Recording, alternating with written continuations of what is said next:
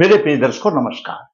प्रिय दर्शकों, विश्व ज्योतिष में मैं आपका दिल से स्वागत करता हूं और आपका धन्यवाद देना चाहता हूं कि आप मेरे वीडियो बड़ी उत्सुकता से देख रहे हैं।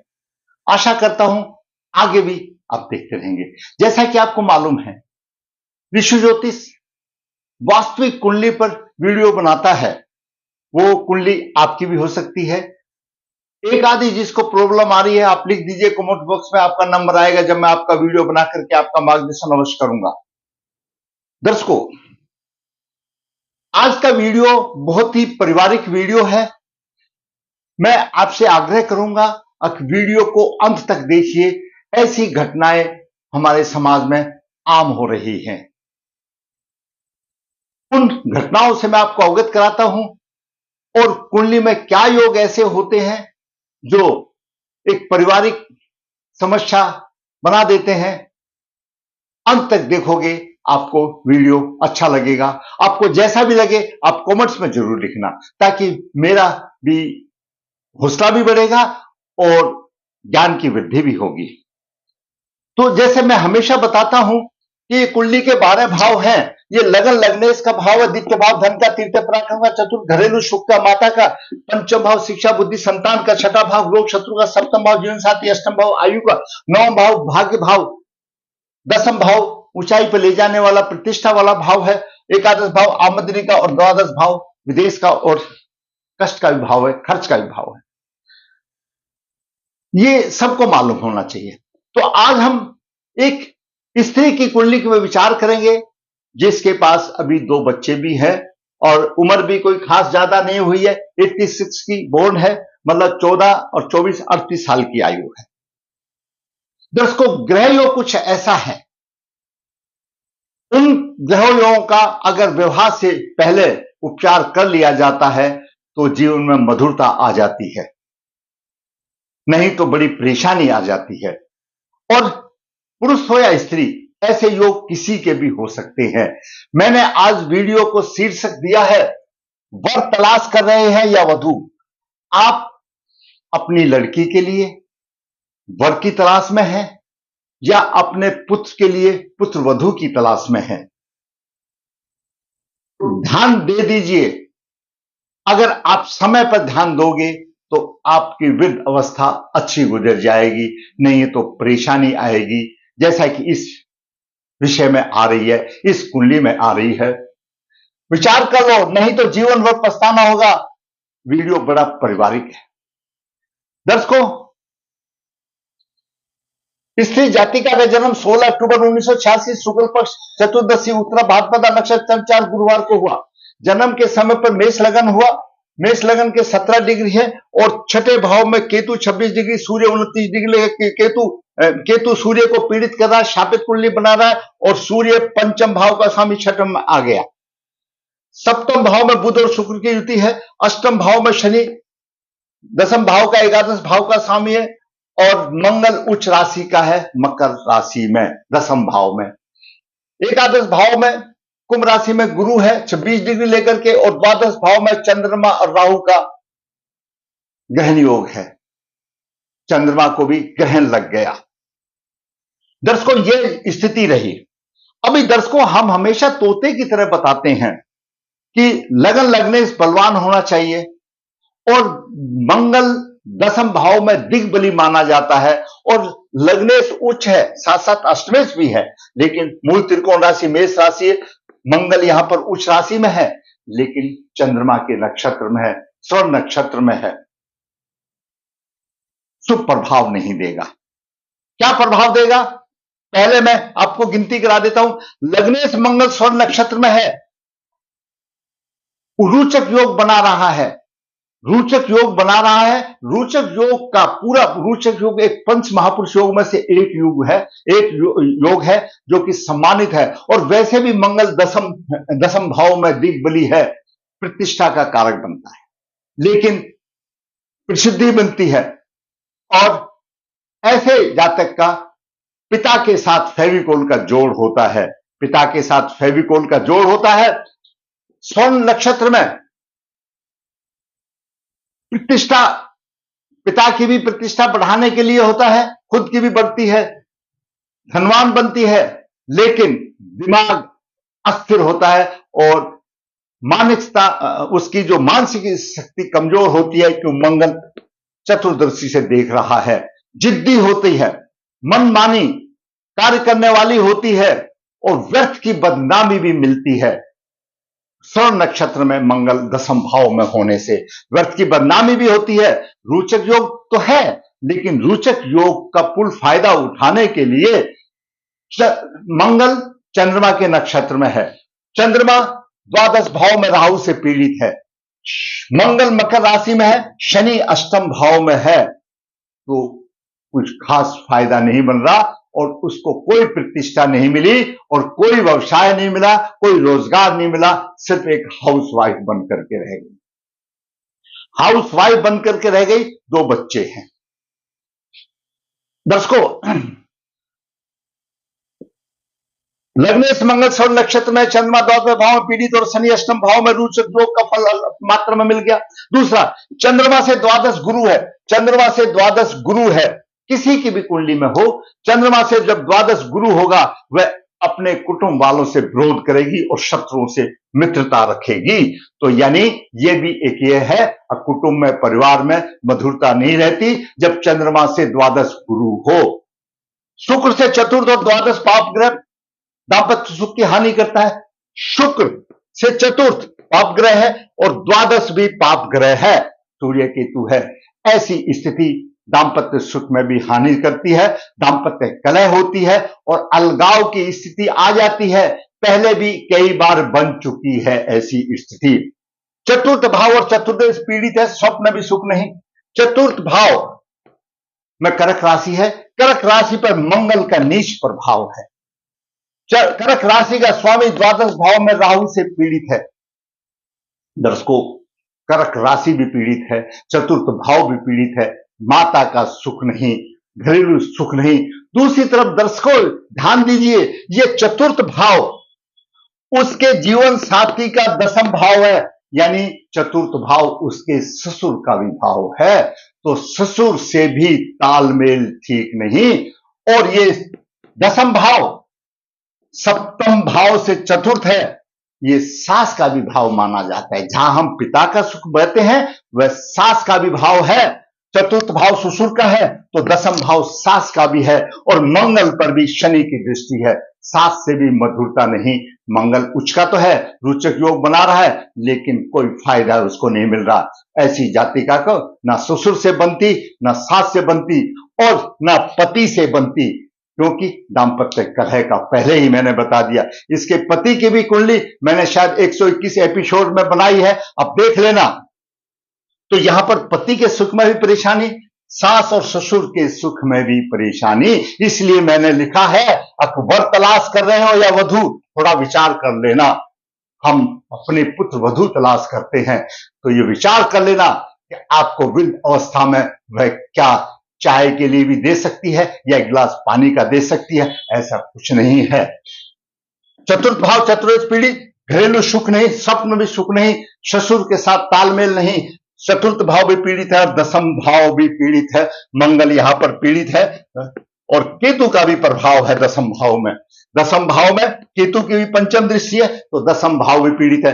कोई रोजगार नहीं, कोई प्रतिष्ठा नहीं कहने को है, क्योंकि केतु भी तो देख रहा है। और शनि, जब दसम भाव का स्वामी शनि अष्टम में होता है तो पूर्व जन्म के अशुभ पाप कर्मों के आधार पर दशमेश अष्टम भाव में आता है, तो अपने कर्मों का फल ये मिला।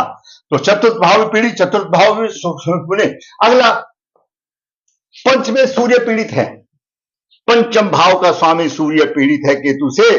संतान तो मिल जाती है लेकिन योग कारक नहीं। जब वो खुद अपने सास ससुर को सुख नहीं दे रही तो आप देखिए क्या स्वप्न में उसको सुख मिलेगा? क्या उसको संतान सुख देगी? कभी भी नहीं हो सकता। तो यहां पर यह भी पंचमेश भी पीड़ित है।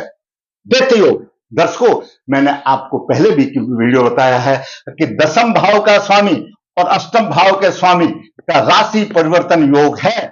यह दैत्य योग बन रहा है, यह राशि परिवर्तन दैत्य योग बन रहा है। इस दैत्य योग के प्रभाव से मूर्ख होगी, बदनामी करने वाली होगी, व्यर्थ की बातें करने वाली होगी और पापाचारी होगी, शत्रुओं से पीड़ित भी होगी, कठोर वचन बोलने वाली होगी और कार्य में बाधा और असफलताएं मिलती है। ये दैत्य योग का प्रभाव आ गया। दर्शकों, महापद नामक काल सपयोग पूर्ण काल सपयोग है। छठे भाव में केतु है, द्वादश में राहु है, संपूर्ण ग्रह राहु केतु की परिधि में है। संपूर्ण पद नामक काल सपयोग बन रहा है। स्वास्थ्य कमजोर होगा, रोगों से मुक्ति पाना बड़ा मुश्किल होगा, गुप्त रूप से शत्रुओं से परेशानी मिलेगी, कार्यों में सफलता नहीं मिलती, बाधा और संघर्ष में जीवन होता है। यह महापद काल सब का प्रभाव है। आठवां वैनाशिक नक्षत्र। दर्शकों, उत्तरपादा नक्षत्र से 22वां नक्षत्र वैनाशिक नक्षत्र पड़ता है। पुरुषाड़ा उसके स्वामी शुक्र है और शुक्र पहले ही मेष लगन के लिए अशुभ है। शुक्र भी उसको विनाशकारी बना देता है। आगे बात चलते हैं बाद के शनि। दर्शकों, मेष लगन में एकादश भाव का स्वामी बाद केस बनता है। अगर उसकी स्थिति कब बनेगा, वह या तो अष्टम में हो या अष्टमेश के नक्षत्र में हो या अष्टमेश के साथ युति हो, तो बाद केस शनि बन गया। प्रत्येक कार्य में बाधा आएगी। अष्टम में शनि आ गया और दसम भाव का एकादश भाव का स्वामी है, तो ऐसी जातिका को प्रत्येक कार्य में बाधा आएगी। मैंने आपको 1 से लेकर के 9 इसमें दोस्त तो मैंने गिनती करा दिए। अब वास्तविकता क्या हुई है? वास्तविकता यह हुई है, हाउसवाइफ है, इसका पति छोटी मोटी नौकरी, कभी कोई पकड़ ली या कभी कोई पकड़ ली, ऐसे रहता है। इसके ससुर आज लगभग 70 साल की आयु के हैं। बाजार से पैंट शर्ट सिलाई करके, जैसा आप लोग जो रेडीमेड देखते हैं, वो काम करके रोजाना के 500-700 रुपए कमा लेते हैं। भाड़े के मकान में रहते हैं, अपना मकान नहीं, मकान भी बिक्री हो गया, अपना मकान नहीं। और अब स्थिति ऐसी आ गई है, अब इस जातिका ने सास ससुर को जवाब दे दिया कि तुम अलग हो जाओ। विचार करो मेरे दर्शकों, एक ही पुत्र है, एक ही पुत्र है। क्या आज ये दिन देखने को मिलता है सास ससुर को? एक ही बेटा है और उस बेटे के एक लड़का एक लड़की है, यानी एक पोती है और एक पोता है, एक जिसको बोलते हैं नाती, कुछ भी कह लो अपनी अपनी भाषा में।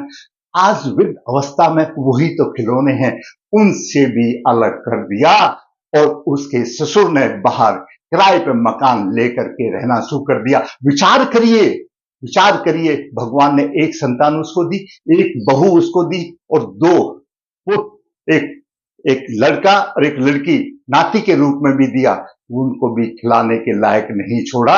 ये स्थिति ऐसी आ गई यहां पर, तो क्यों नहीं विचार किया? क्यों नहीं विचार किया? संबंध बनाने से पहले मैं मानता हूं उसके पति के भी योग ऐसे होंगे, तो जरूरी बात है वैसा ही जीवन साथी मिलेगा जैसा मिलेगा। उसके ससुर के भी योग ऐसे होंगे और उसको पुत्रवधि से कोई सुख नहीं मिलेगा, तो उसने को भी अपना देखना चाहिए था। लेकिन दर्शकों, ज्योतिष काल परिस्थिति काल देश काल परिस्थिति के आधार पर भी काम करता है। कुछ अपनी मंशाएं ऐसी होती हैं, कुछ अपनी हम सोच ऐसी, कुछ ऐसी हम परिस्थितियां हम जनरेट कर सकते हैं कि असुविधा के वातावरण में भी सुविधा प्राप्त की जा सकती है। ये अपनी सोच के ऊपर है। क्या आज हमने या उस बेचारे ने ये दिन देखने के लिए ही संतान को पैदा किया था कि ये दिन देखने के लिए बहू छांट करके लेके आए थे? वैसी सुंदरता को क्या करना, ऐसे सोने को क्या करना जो कानों को तोड़े? तो यह हालत आज इस महिला के सास ससुर की हो गई। अकेली पुत्रवधू, अकेला ही पुत्र। भगवान ने इस महिला को 2 संतान भी दी, लेकिन वृद्ध अवस्था में इसके सास ससुर आज भाड़े के मकान में रहने लग गए। आज तो ये स्थिति है। चलो, उनके थोड़े से हाथ पैर चल रहे हैं, थोड़ा सा गुजारा कर लेते हैं, आगे क्या होगा? तो इसलिए मैं बोलता हूं दर्शकों, अपने बच्चों की कुंडली आपकी लड़की हो या लड़का हो, ये किसी में भी हो सकते हैं। ये मेरा वीडियो सभी के लिए ही है कि आप अपनी लड़के के वर देख रहे हो, क्या ऐसे ग्रह योग है, या आप अपने पुत्र के लिए पुत्र वधू देख रहे हो, तो क्या ऐसे ग्रह हैं? तो पहले से ही सजग हो जाइए, नहीं है तो परेशानी तमाम परेशानी आपको भुगतनी पड़ेगी। उस महिला को भी पंचमें सूर्य यहां पीड़ित है, कोई संतान सुख नहीं देगी। जब वो अपने सास ससुर को नहीं दे रही तो उसके संतान कैसे देगी। छठे भाव का स्वामी बुध सप्तम में है, पति पत्नी रोगग्रस्त होगा और उसके बौद्धिक विकास, उसमें अकल ही इतनी होगी और हमेशा शत्रु उत्पन्न होते रहेंगे। दर्शकों, गुरु यहां पर एकादश भाव में है, भाग्य भाव का स्वामी गुरु एकादश भाव में कुंभ राशि में है। कैसे कहते हैं ज्योतिष में कि एकादश भाव में गुरु बलवान होता है, लेकिन अगर वो शुक्र को देखता है तो शुक्र भी अपना कारत्व कर्म छोड़ देता है। गुरु की 9 दृष्टि शुक्र पर आ रही है तो शुक्र भी अपना कारत्व कर्म दे देता है। यह हमारा ज्योतिष का सिद्धांत है कि देता है। और शनि प्रत्येक कार्य में बाधाएं देता है। राहु खर्चा अधिक और सेवा सुख और दीर्घार्य योग भी बनाता है, कई किस्म के दीर्घार्य। उधर केतु भी खर्चा अधिक दीर्घार्य योग बनाता है। यह स्थिति रही। चंद्रमा राहु के साथ एक ग्रहण लग गया, शत्रु हमेशा जनरेट होंगे, माता के सुख में कमी आ गई और नेत्र रोग भी हो गए। ये स्थिति उस महिला की है। ये 9 मैंने पॉइंट जो लिखे उसके ये अशुभ है और शुभता एक भी नहीं है। मंगल उच्च का है, शादी हो गई, 2 बच्चे हो गए, लेकिन अपने बाप की रट में ही रहती है। देखिए, ऐसे गृहस्थी किसी की नहीं चलती। एक हम सामाजिक प्राणी हैं, आपके भी बच्चे हैं, हमारे भी बच्चे हैं, एक लिमिट तक सबका व्यवहार होता है।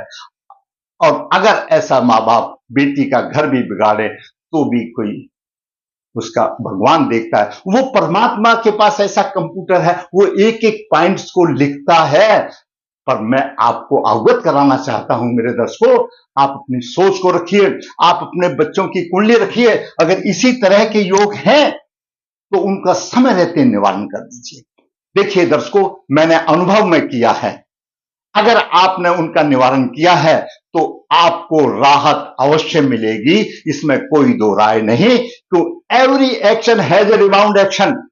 हम गेंद को, फिजिक्स का प्रिंसिपल है, हम गेंद को बॉल पे मारेंगे तो उसी स्पीड से वापस आएगी। आप जो भी पूजा, जो उसका निवारण करेंगे, उसका फल आपको श्री हरि अवश्य देंगे। आप कर तो लीजिए, आप श्रद्धा से कीजिए। दर्शकों, मैंने एक महिला जो इस तरह से जूझ रही है और उसके सास ससुर आज इस तरह से जूझ रहे हैं, आप थोड़ा सा अपने ऊपर विचार लेके देखिए। भगवान ने एक ही पुत्र दिया और फिर भी भाड़े के मकान में, पुत्र भी भाड़े के मकान में रहता है और माँ बाप भी अलग भाड़े के मकान में थोड़ा सिलाई करके गुजारा चला लेते हैं। ये स्थिति बन गई है। इसलिए मैंने कहा है कि बहू लाने से पहले नक्षत्र ग्रहों की स्थिति देख लो क्या है। 1 से नहीं, 2 से पूछो, 3 से पूछो, 4 से पूछो, तब जाकर के स्टेप लो। हो सकता है आसान। हाँ, इन सब का उपाय है, उपाय कर लेना चाहिए। शादी से पहले उपाय कर लेना चाहिए, आपका जीवन आसान हो जाएगा। दर्शकों, मैंने एक महत्वपूर्ण योग जिसमें कि एक महिला के 9 पॉइंट ऐसे लिखे, मैंने बताए, और मुझे इसमें कहीं शुभ योग कहीं दिखाई नहीं दे रहा है। मैं आपसे ये नव निवेदन करना चाहूंगा, आग्रह करना चाहूंगा, आप समय रहते अपने बच्चों को ले जाए। आपके बच्चे के में भी ऐसे हो सकते हैं, आपके पुत्र के में भी ऐसे योग हो सकते हैं, आपकी लड़की के में भी ऐसे हो सकते हैं। दर्शकों, कन्या वह लक्ष्मी है और बिना पत्नी के सुयोग, पत्नी के घर कोई घर नहीं रहता, उसको लक्ष्मी का नाम ऐसे नहीं दिया है। मैंने पहले वीडियो में बताया है कि कन्या एक ऐसी है, वह दोनों कुलों को अपने संतुलित व्यवहार से पीहर पक्ष को भी और ससुराल पक्ष को भी कहीं ऊंचे तक ले जाने में समर्थ होती है, जो कि पुरुष के बस की बात नहीं है। अगर पुरुष में थोड़ी सी कमी है तो कन्या में इतनी शक्ति है, उसको टांग पकड़ के सीधे रास्ते पर ला सकती है। लेकिन कन्या सुयोग और अच्छे विचार की होनी चाहिए। तो यहां पर इस तरह के विचार के होंगे तो जरूरी बात है, हम बुजुर्गों का बुढ़ापे में कौन सहारा होगा।